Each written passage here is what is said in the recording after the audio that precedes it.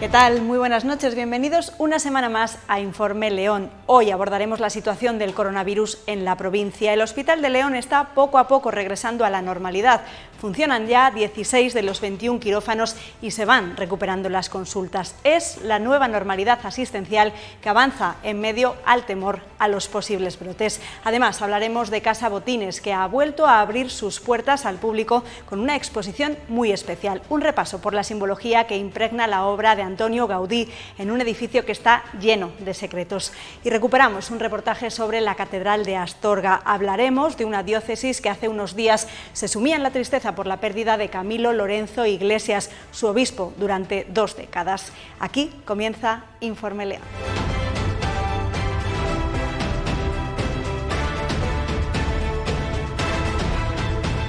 El Hospital de León regresa poco a poco a la normalidad, recuperando las intervenciones y las consultas que la COVID-19 obligó a aplazar.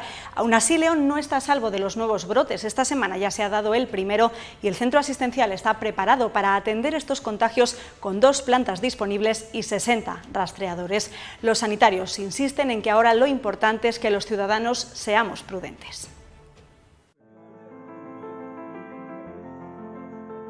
La avalancha de enfermos por la COVID-19 llevó a los hospitales y a todo el sistema sanitario al límite, pero el descenso de ingresos logrado gracias al confinamiento, las medidas de higiene, el distanciamiento físico y el uso de la mascarilla ponen ahora a los centros ante otro reto: recuperar toda la actividad que no se realizó durante la pandemia y preparar planes de contingencia ante los posibles rebrotes de la enfermedad. El Hospital de León está recuperando poco a poco la normalidad con la apertura de los quirófanos y la recuperación de las consultas aplazadas. Quirófanos funcionando, 16 quirófanos funcionando, sacando pues toda la patología urgente, toda la patología tumoral y el resto de las patologías, y luego estamos empezando también a recuperar pues todas aquellas consultas que tenemos atrasadas de la fase de pandemia. Una labor muy dura y unos meses pues muy duros que tenemos todavía por delante. Por eso es importante evitar nuevos brotes o controlarlos en caso de que se produzcan. Seguir a rajatabla las recomendaciones sanitarias es clave para evitar que el virus vuelva a propagarse a la velocidad con la que lo hizo en los 3 meses anteriores. Estamos viendo rebrotes en todos los sitios o en algunos sitios de España, y a mí me parece muy importante el uso de las mascarillas, las distancias de seguridad y el lavado de manos, ¿no? Hay que mencionarlo una, otra y otra vez, porque realmente el fracaso de estas medidas es lo que va a suponer que el Hospital de León vuelva a estar en una situación de la que venimos. La parte positiva es que los profesionales de la salud cada vez conocen mejor el virus y su comportamiento y están más preparados para hacerle frente. En el Hospital de León hay 2 plantas preparadas para atender a posibles nuevos infectados y sus profesionales saben que van a tener que convivir con el virus durante cierto tiempo, aunque confían en no regresar nunca a los niveles de contagios de la primavera. Tenemos una planta en el Virgen Blanca y tenemos una planta en el Monte San Isidro. Ahí se están atendiendo los posibles casos aislados que están viniendo, y esa planta está preparada constantemente y con personal preparado para acoger a todos los enfermos que vinieran, ¿no? O que nos lleguen. El volver a una situación igual a la que tuvimos en febrero o marzo va a ser difícil, en el sentido de que sabemos muchas cosas ya sobre el virus y se ha avanzado algo en el tratamiento que podría redundar en que pues, las personas que estén ingresadas pues, no tengan que estar tanto tiempo, o no todas ellas tengan que estar tanto tiempo, o muchas de ellas como han estado hasta ahora. En cuanto a la posibilidad de que vuelva a haber una infección masiva en la población, pues sigue presente porque pues, desgraciadamente no hay todavía una inmunización suficiente como para prevenir que el virus se extienda. En caso de que un brote, uno de estos rebrotes que estamos viendo estos días, prenda, que los sistemas de diagnóstico y de trazado no lo logren contener. Hay 3 pilares fundamentales. La atención primaria los vive muy de cerca y permanentemente. De una parte tenemos el problema del coronavirus, con el que vamos a convivir sin lugar a dudas durante cierto tiempo, pilar fundamental. El segundo es cómo hacemos para seguir teniendo las consultas habituales que siempre teníamos y ir atendiendo a todos nuestros pacientes. Y por último, una parte no menos importante, que es la ciencia. Si la ciencia no evoluciona y vamos conociendo más sobre la incertidumbre que tenemos con el coronavirus, pues tampoco podríamos caminar. Por ende, tenemos varios proyectos de investigación abiertos, tenemos a nuestros médicos trabajando ya a pleno pulmón en las consultas, tenemos más de un 50% de las agendas ya para atención presencial, eso viene a ser unos 4.000 y pico pacientes que se ven todos los días y por supuesto estamos permanentemente escaneando toda la provincia de León en cuanto a PCRs. Esto nos da cierta seguridad. Claro, no hay nada como encontrar un momento positivo para poder decapitar inmediatamente la enfermedad. Estamos valorando todos los días, pues a la gente que viene se le hace la PCR de forma universal, no un cribado, se están identificando si hay casos positivos o no los hay y realmente pues si tuviéramos indicadores de que la situación se está complicando, el Hospital de León cuenta ahora mismo pues, con un plan de contingencia y con un plan de repliegue inmediato, ¿no? Tanto en el ámbito de hospitalización como en el ámbito quirúrgico.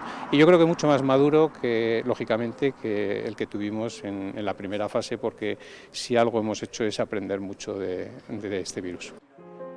Pero aunque hayamos aprendido, no podemos dar ni un paso atrás. Se lo debemos a los miles de sanitarios que hicieron frente al virus cuando más fuerte golpeaba, quienes se enfrentaron a la COVID-19 muchas veces sin los equipos de protección adecuada.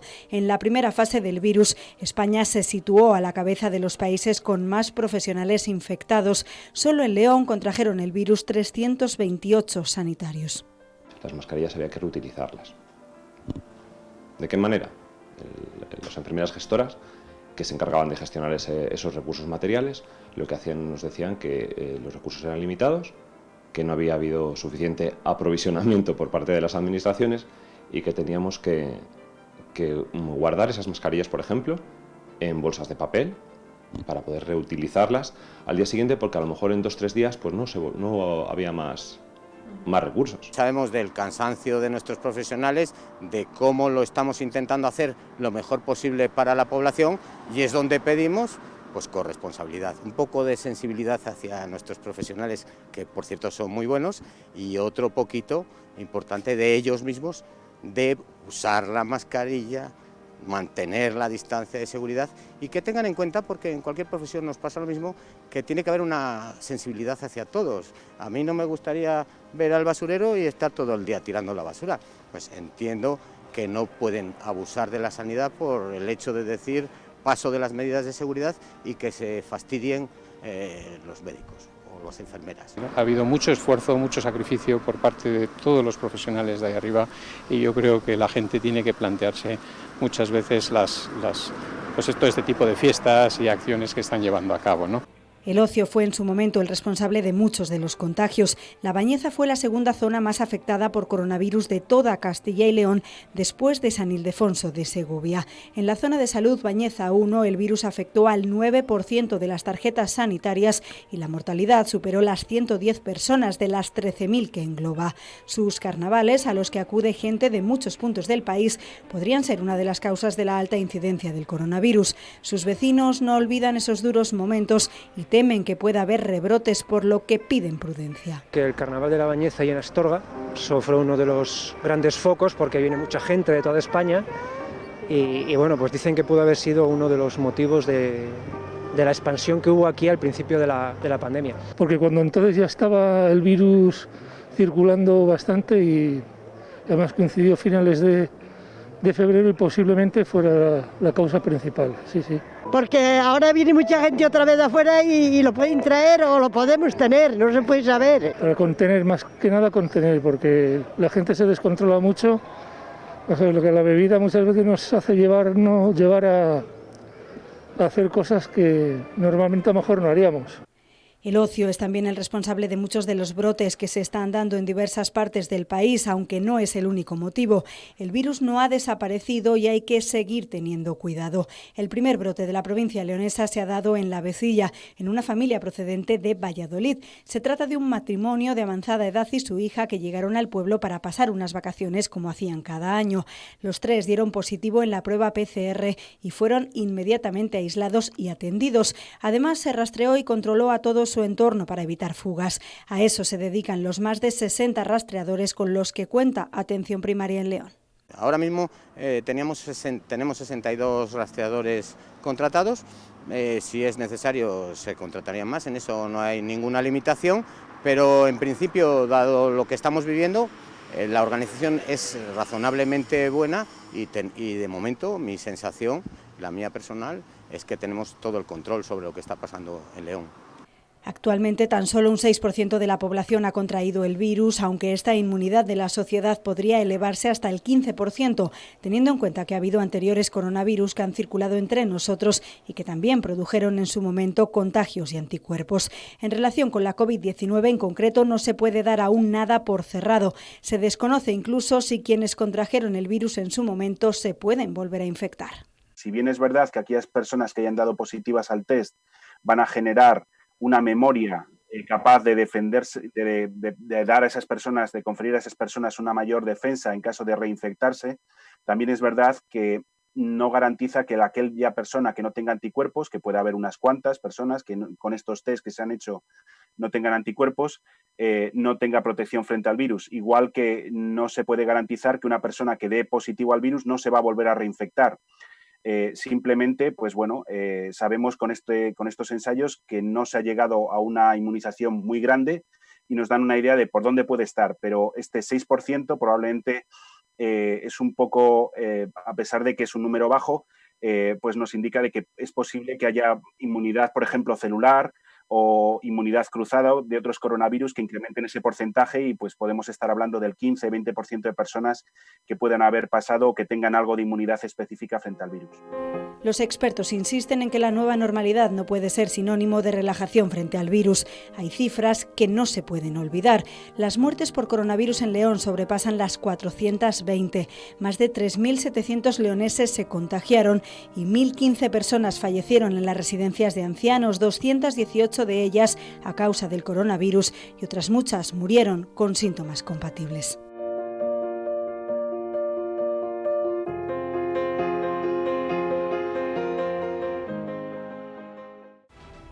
León recuperaba hace un par de semanas un espacio cultural emblemático. La Casa Botines volvía a abrir sus puertas al público y lo hacía con una exposición muy especial, un repaso por la simbología que impregna la obra de Antonio Gaudí y, en concreto, este edificio lleno de secretos escondidos a plena vista.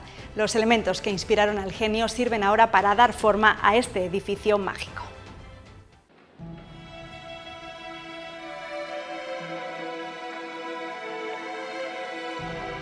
Había un dragón dormido que durante 4 meses se refugió en el ciberespacio, un dragón tumbado que desde hace más de un siglo vigila la vieja ciudad, ya muy poco amurallada. La Casa Botines es quizá un edificio con forma de dragón o un dragón con forma de edificio. Un dragón echado que está a las puertas de la ciudad romana. Tenemos ahí la calle ancha y el inicio de lo que entonces era la ciudad, y el dragón está acechando, esperando para atacar, está un poco vigilando. Y es la representación del mal que acecha al espíritu cristiano y que siempre está ahí presente. El mal que siempre acecha, vencido por San Jorge, la encarnación del bien, una visión dicotómica, vestida de religión, que marcaría su obra y que nació en esta provincia. En gran parte porque él va a tener como una especie de crisis espiritual que va a ocurrir entre Astorga y León, y esa transformación tan católica o ese meterse en ese mundo del cristianismo tan profundo va a suceder entre Astorga y León. Por eso ahora reclamamos un poco, tanto en Astorga como en León, la importancia de estas ciudades en el devenir de la carrera de Gaudí, porque sin su paso por estas ciudades su arquitectura no habría sido nunca la misma.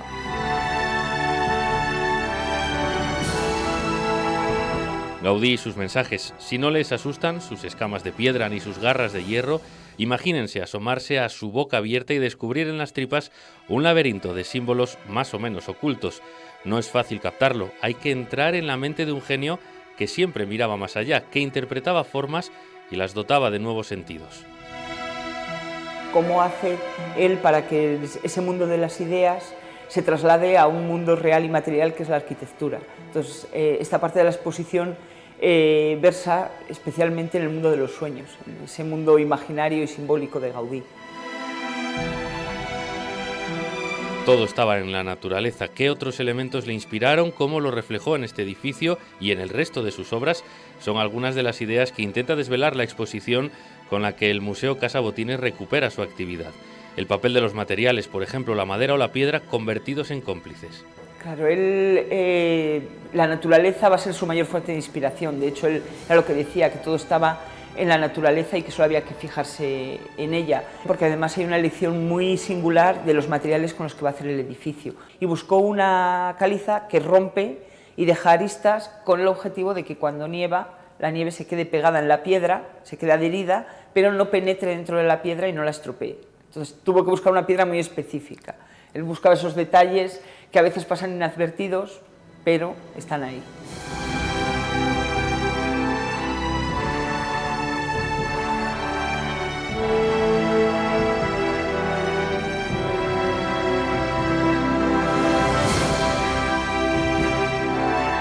Se creía que León aún no había conocido al verdadero Gaudí, que era muy joven, que estas eran obras menores, y no se había estudiado lo suficiente, pero ahora trasciende que el genio siempre estuvo ahí, algo que también traslada la exposición, vinculando la Casa Botines a otras de sus construcciones posteriores, imposibles sin esta. El edificio Botines desde hace muchos años ha pasado como una obra menor, pero en realidad no es así. Todas las obras de Gaudí han sido parte de su creación y al final son un componente más para llegar a otras obras. Esta es una obra de juventud, pero aquí sí que va a experimentar muchas de las cosas que va a hacer más adelante, y aquí nunca se había estudiado hasta ahora. También está escondido todo ese rico mundo simbólico que hay en todos los edificios. Apuntaba alto ya Gaudí y alzaba la vista a las estrellas y las acercaba a la tierra. Un conflicto sobre los terrenos retrasó el comienzo de las obras de esta Casa Botines, tiempo que el arquitecto catalán, impactado por el frío invierno leonés y subyugado por su catedral, fue componiendo su idea final de este castillo medieval que albergaría viviendas y un almacén de telas, y que tendría una forma concreta. Una de las cosas que él pasan por su mente es reflejar las constelaciones que hay el 23 de abril, que es el día de la festividad de San Jorge, y él busca el cielo estelar que va a haber el 23 de abril en este punto concreto donde se levanta el edificio, y la forma que tiene el edificio está directamente relacionada con las constelaciones que se ven ese 23 de abril. Constelaciones, una vez más, vinculadas al mundo del dragón que tanto le marcó desde pequeño y que cristalizaría a lo largo de toda su obra. Están fuertemente relacionadas con el mundo mitológico que está relacionado con los dragones. Aparecen Hércules, que va a luchar en el Jardín de las Hespérides con un dragón, o Fiucus, que hay varias versiones de la historia mitológica, pero bueno, en todas ellas lucha con una serpiente gigante, se representa con una serpiente o un dragón, la propia constelación del dragón. Aparece la constelación de Leo, que es el león, y además, curiosamente, la representación que se hace clásica es un león pasante, es decir, un león andando, que es el mismo que Gaudí va a hacer en nuestros planos. Los planos de este edificio tienen dibujado un león que pone León, que entendemos que está dedicado a la ciudad, pero siempre llamó la atención que no fuese un león rampante, que es el que aparece en el escudo, un león que está acechando, sino un león pasante, que es exactamente el mismo que se representa en el mapa estelar del 23 de abril. Después de varios meses hibernando en el ciberespacio, recluido en las iniciativas de Internet, el Museo Casa Botines se abre al público de la mano de su creador. Esta es la primera parte del proyecto, el aspecto simbólico de Gaudí. La idea es convertir la planta baja en un recorrido por el proceso constructivo y unir así idea y acto, mensaje y medio. Más claves para entender al genio que puso un dragón a los pies de la ciudad.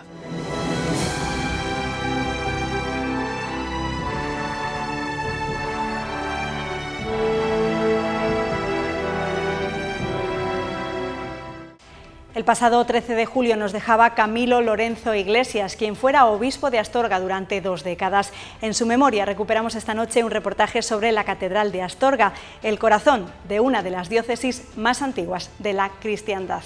Una diócesis que no solo se extiende por la provincia de León, llega también a 200 pueblos de la de Zamora. Una carta escrita por Santo Toribio en el año 254 demuestra ya la existencia de la diócesis de Astorga. Si entonces había obispo y diáconos, es de suponer que su creación es muy anterior. De hecho, es considerada apostólica porque estuvo cerca de convivir con la propia práctica de los 12.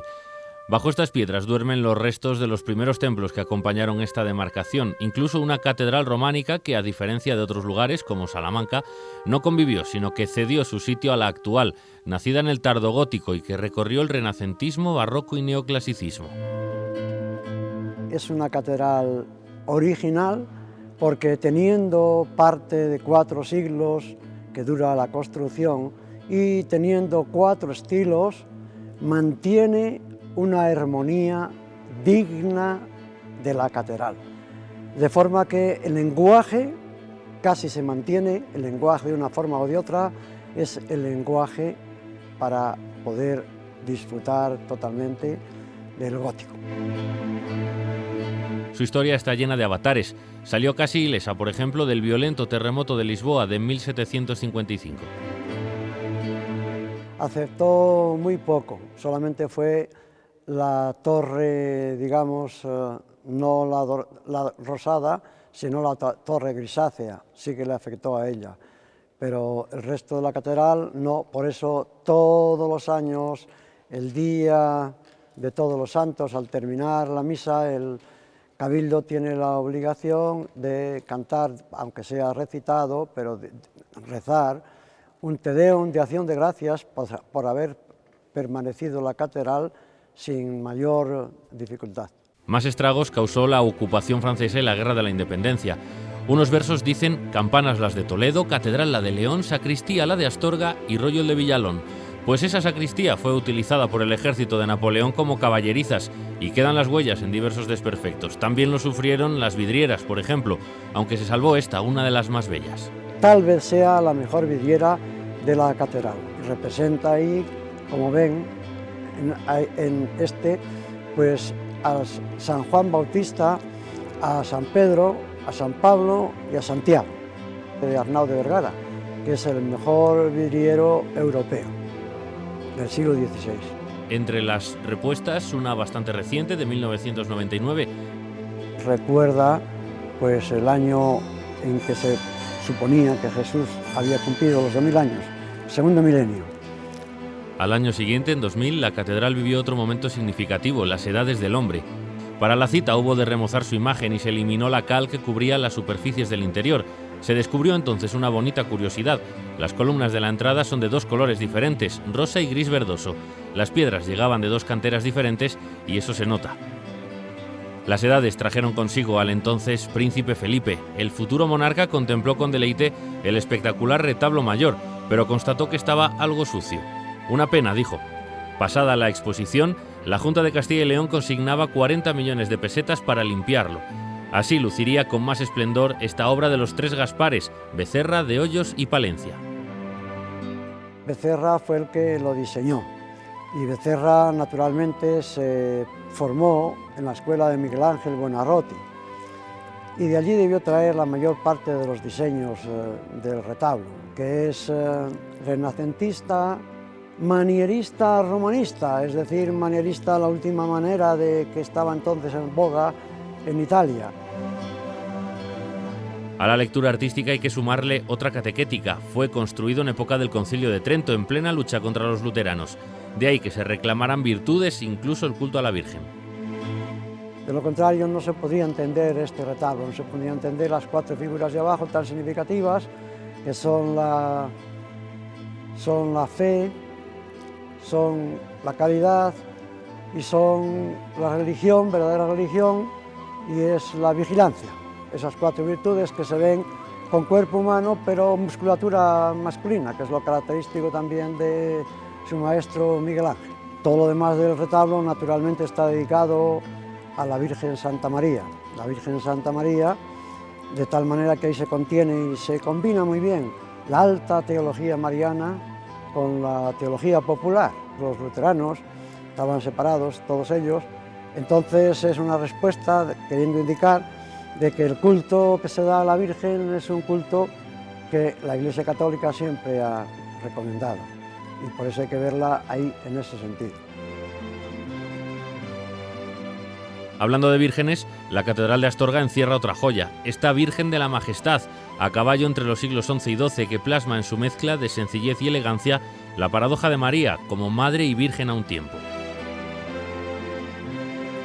Porque humanamente no puede ser una mujer virgen y madre, humanamente no puede ser esclava y la mujer más importante de la tierra, y en ella se da. Pues de igual manera también en ella se da, lo logró el artista, que se dé la delicadeza, esa sonrisa, esa entrega, esa sencillez, con la grandiosidad, con la importancia que tiene la imagen de la Virgen de la Majestad. Por eso se llama eso, la Virgen de la Majestad. Antes de abandonar el templo, ante la puerta echamos un vistazo a un último elemento, la última curiosidad, este reloj de 24 horas, no de 12. El sol marca las horas, las 24 horas, no las 12 como ordinariamente se marcan, 12 horas solo, las 24, y luego también se marca la luna, que marca la situación en que está, es la apertura que tiene abajo. Ahora estamos ya en luna decreciente. Ciclos lunares, terremotos y guerras, exposiciones, arte sacro, doctrinas y arte. La Catedral de Astorga luce esplendorosa a la vera del Camino de Santiago.